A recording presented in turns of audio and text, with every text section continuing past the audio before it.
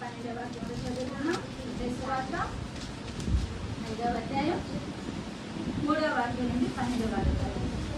ఆత్మ విషయమై దీనులైన వారి ధన్యులు, పరలోక రాజ్యము వారిది. దుఃఖపడువారు ధన్యులు, వారు ఓదార్చబడుదురు. సాత్వికులు ధన్యులు, వారు భూలోకమును సంతరించుకొందురు. నీతి కొరకు ఆకలి దప్పుల గల వారు ధన్యులు, వారు తృప్తిపరచబడుదురు. కనికరము గల వారు ధన్యులు, వారు కనికరము పొందుదురు. హృదయశుద్ధి గల వారు ధన్యులు, వారు దేవుని చూచెదరు. సమాధానపరచువారు ధన్యులు, వారు దేవుని కుమారులను బట్టి నీతి నిమిత్తము హింసింపబడువారు ధన్యులు. పరలోక రాజ్యం వారికి.